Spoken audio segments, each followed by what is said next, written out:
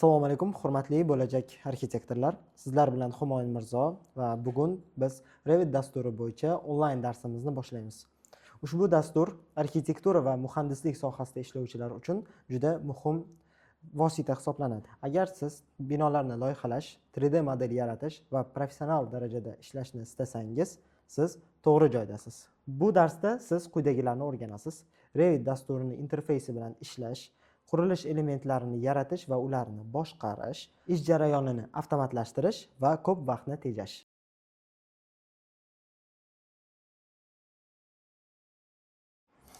Xo'p, bugungi dasturimizda sizlar bilan Revit dasturini interfeysi orqali, yangi interfeys orqali sizlar bilan aynan shunaqa ko'rinishdagi planirovkani tayyorlashni o'rganamiz. Bu orqali sizlarda shablonsiz, ya'ni hech qanday shablonsiz o'zingizda kim Revitda endi ustanovka qilgan bo'lsa, endi ustanovka qilgan mutaxassislar ham aynan shunaqa darajadagi loyihani yaratish imkonlarini sizlarga ko'rsatib beraman. Xo'p.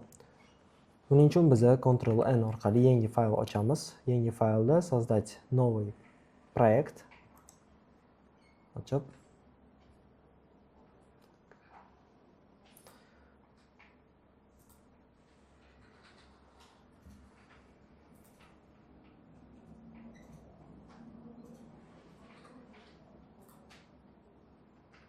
обновление.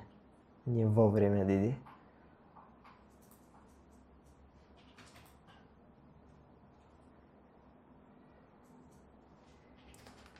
Xo'p, yangi fayl ochganimizda hammada mana shunaqa ko'rinishda bo'ladi. Undan keyin biz vid, ya'ni dispetcher proyektidan vid bo'limiga o'tamiz. Vid bo'limiga o'tganimizdan keyin plan etajey bor. Plan etajdan etajga o'tganimizda bizda aynan shunaqa ko'rinishda interfeys chiqib keladi. Xo'p, biz avvalambor birinchi navbatda boyagi proyektimizni DVG formatini Revitga obloshka sifatida import qilamiz. Import qilganimizdan keyin o'shani ustidan полностью devorlarimizni ko'tarib chiqamiz. Xo'p, import qilishimiz uchun stavить bo'limidan import sapr tanlaymiz. Сохранить qilgan joyingizdan, именно shu faylni сохранить qilgan joyingizdan открыть. Начало координат центр qilib qo'yasizlar. Смещение центрga qo'yib, уровень etaj 02 deb nomlanganmanda. Сохранить все, servis hammasi joyida bo'lishi kerak. Ya'ni bu yoqda ham ориентировать по видda galочkalar turgan bo'lishi kerak. И только текущий видga galочka bosib qo'yishimiz kerak. Ya'ni galочкani o'chirib qo'yishimiz kerak. Открытие bosganimizdan keyin bizga AutoCAD formatdagi chizmamizni interfeysimizga tushirib beradi. Undan keyin bizda arxitektura bo'limida devor bor.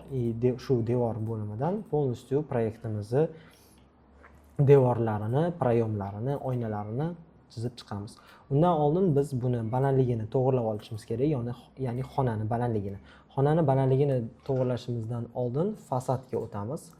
Fasadga o'tganimizdan keyin istalgan fasadga chiqib o'tganimizda bu yoqda уже birinchi etaj, ikkinchi etaj уровеньlari turibdi. Unda balandligini 2900 qilib to'g'rilab qo'yamiz. Bu hamma narsa joyida bo'ladi. Ya'ni balandligimiz 0 уровеньimiz bor, ikkinchi etaj balandligi 2900 da turadi.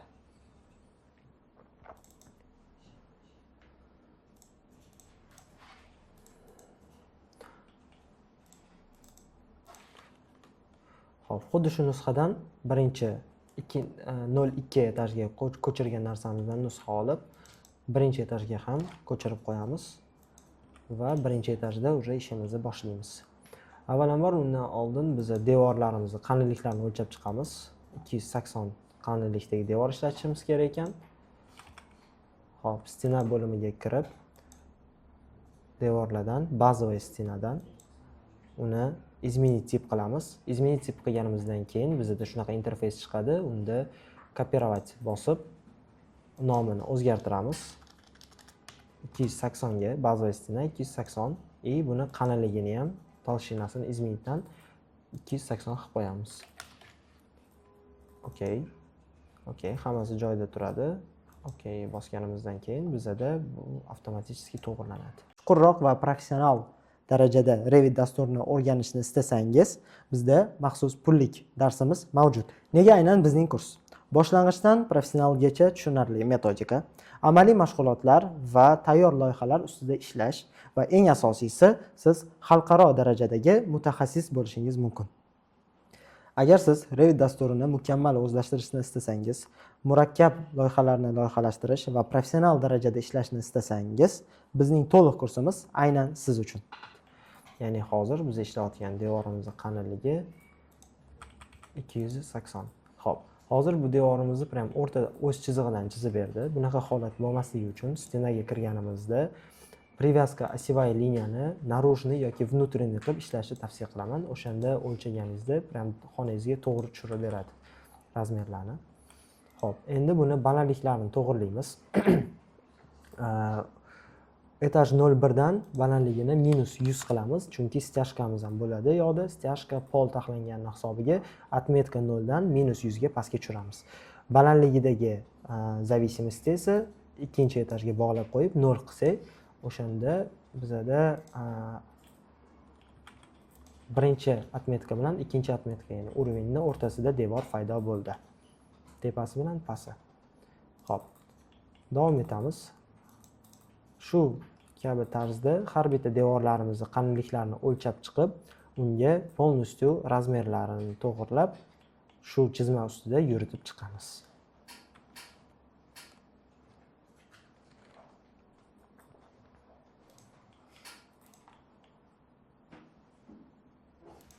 Agar qaysidir joylarda bizning devorimizning qalinliklari o'zgargan bo'lsa, razmerlarni ko'rib chiqamizda, boya ko'rsatib o'tganimdek, devor yasashni ko'rsatgandek, o'shandan to'g'rilab chiqamiz razmerlarni.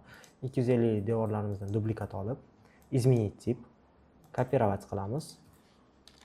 250 ga nomini o'zgartiramiz dedi. Strukturadan изменить bosib, 280 ni 250 ga o'zgartirib qo'yamiz. Okey. O'shanda bu devorimizning qalinligi endi 250 da bo'ladi.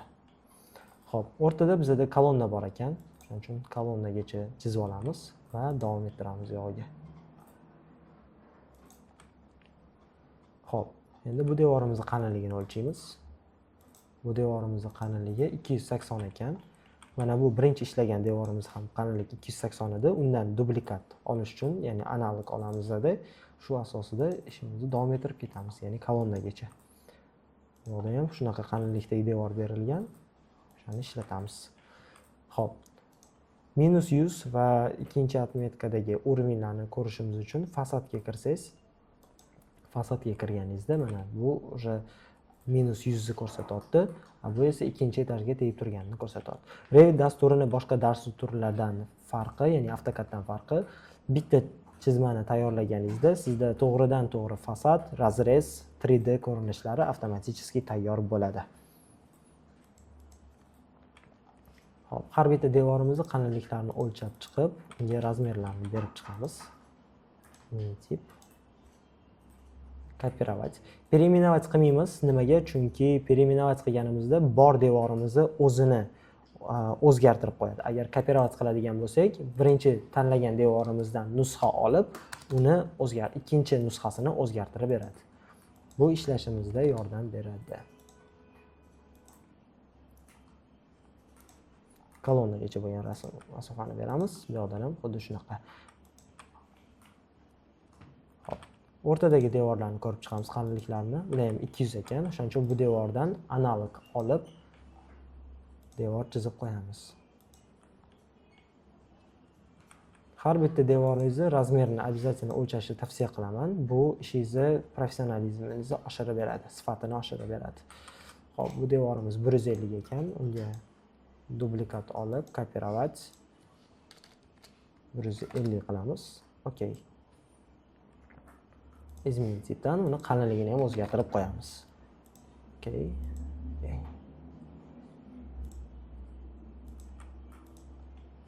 Va shu kabi tarzda har bitta devorimizni qalinliklarini o'lchab, shuni ustidan yuritib chiqamiz devorlarimizni.